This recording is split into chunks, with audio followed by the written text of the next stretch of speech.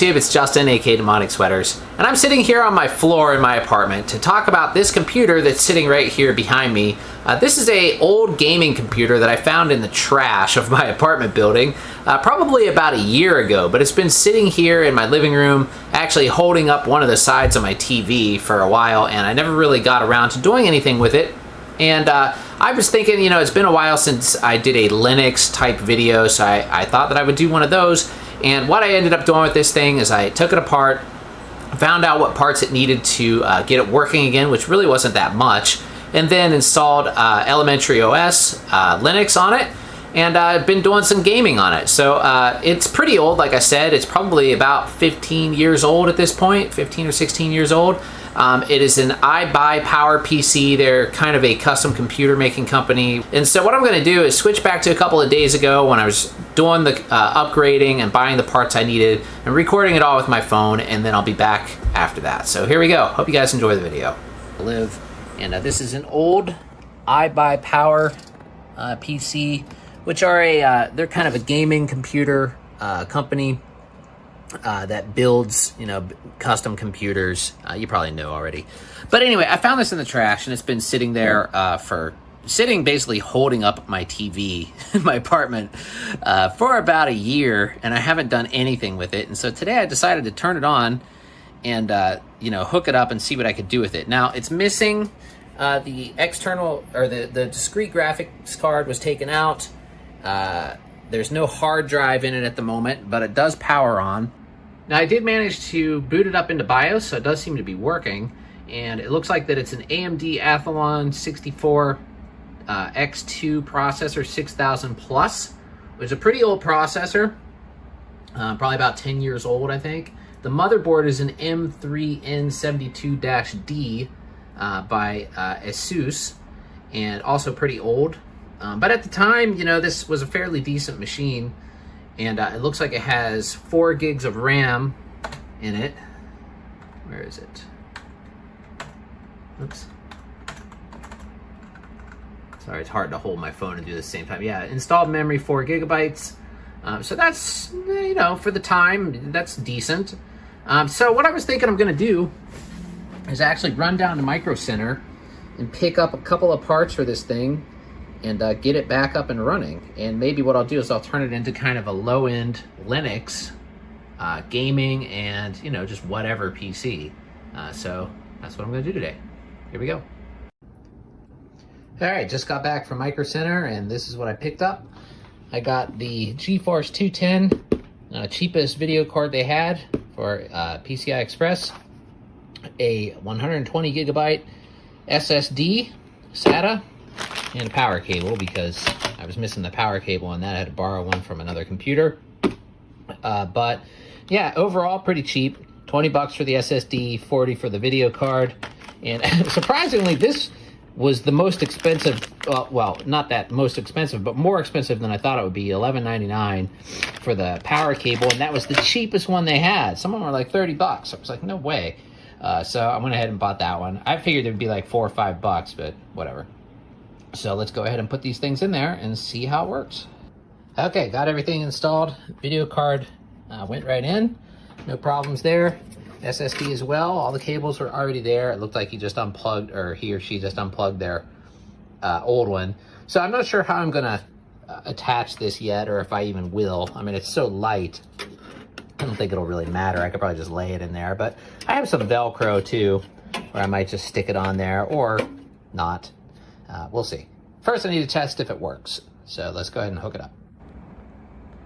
Okay, so I just turned it on, and I have the new video card plugged in and booted into BIOS with the new video card. And then, as you can see right there, SATA SSD for SATA 1. So it sees the SSD. So far, so good.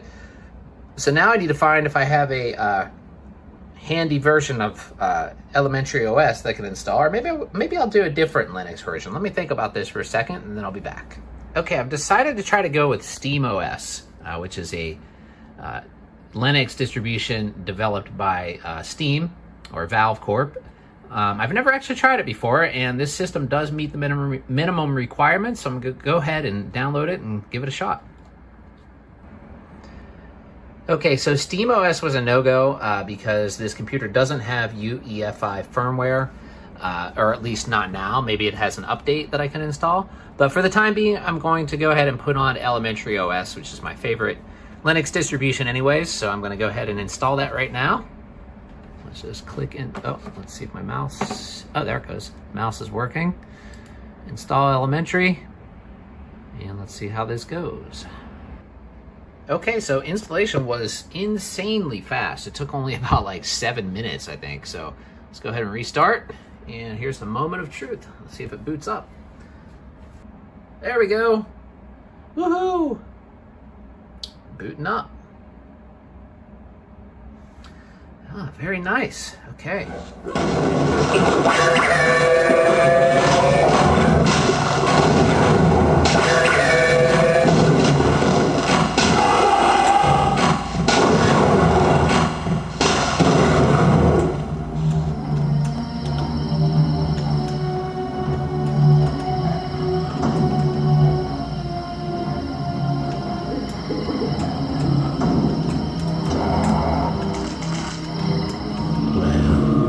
Let's just say your hour has come again.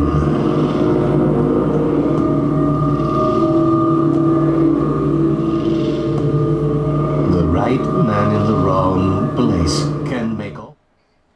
Okay, now that you saw all the basic hardware configuration stuff, I thought I'd log in here and do a little screen capture to show you guys some of the things I did post-installation to make this computer run.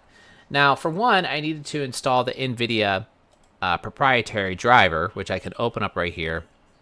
And you can see all the different settings that are available for that. The way that I was able to do that, you can download it from NVIDIA's site, but the problem is with that is the newest Linux NVIDIA driver wouldn't work with this particular video card because it's kind of an older model, and that's why it was so cheap. But that's only if you have this specific model. I had to use a specific NVIDIA driver. And the way I was able to get that, the easiest way, I think, really to do that is to use Ubuntu, the Ubuntu additional driver finder thing that's in the Ubuntu software settings. Now, the way that I was able to get that, because it's not part of Elementary OS by default, what you do is you do a sudo apt install software properties GTK, which you can see right here, software-properties GTK. And once you get that installed, then you could just go into your slingshot by holding down Windows key and pressing space, and just start typing drivers. And then the additional drivers menu will show up there. Just click that. And then once you do that, it takes a little while to load. But once that happens, this actually will find the most appropriate driver that is in the Ubuntu database that will work for your particular video card.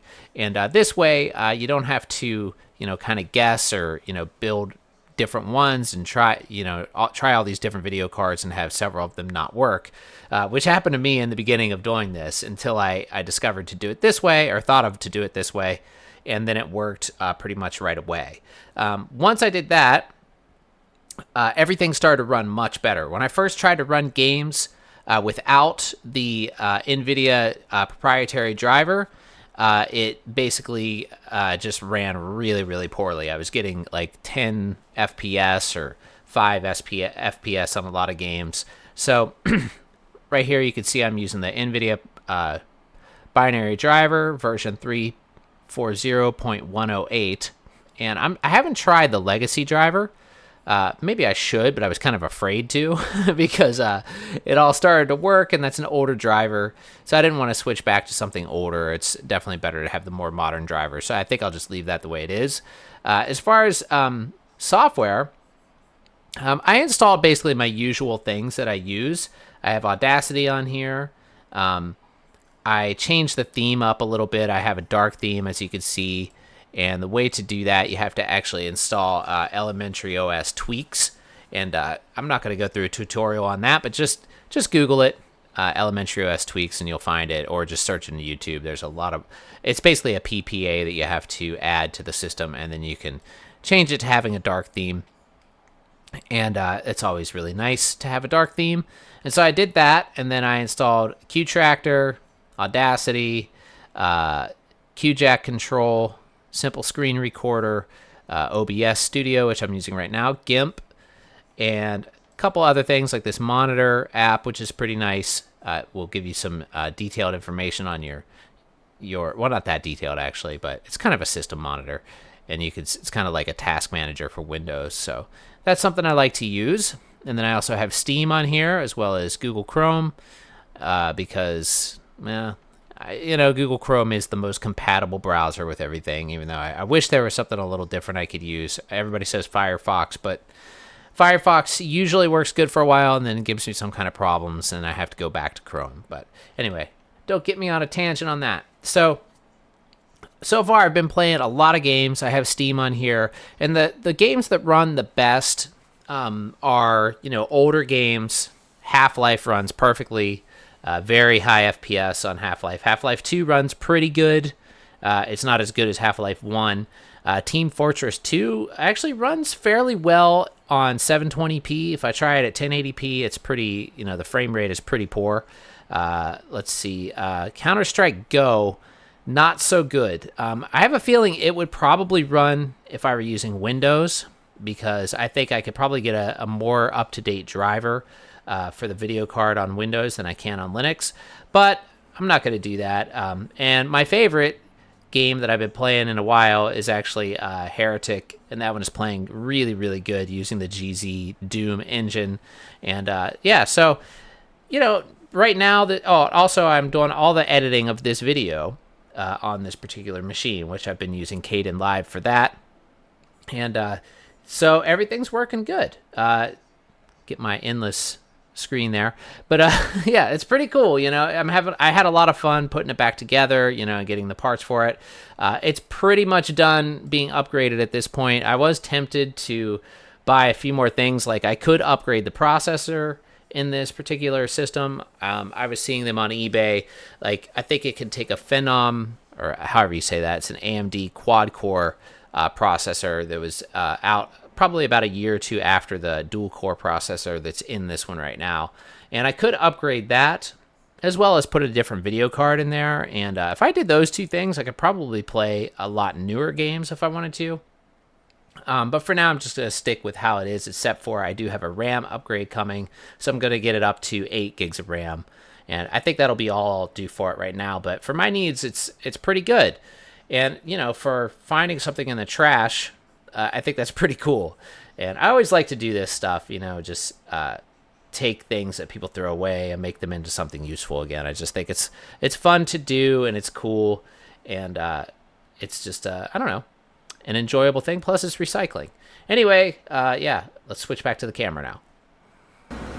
All right, that's all for today's video. Hopefully everybody enjoyed it. If you did, feel free to subscribe. You can click the bell icon so you get notified every time I upload a new video. And just so you know, this entire video is actually edited and put together and uploaded on this PC. So it's another thing that's pretty cool. If you keep your eyes out, you can find some pretty useful garbage sometimes. So, if I wanted to, I could really even use this as my main PC, which right now it's kind of nice to have a second PC right next to my other one, where I can, if I want to render video on one and do, some other things on the other one, that's totally possible to do now, and I kind of like having it set up here on my workstation. So it's pretty cool. Anyway, thanks for watching, everybody, and I'll see y'all really soon.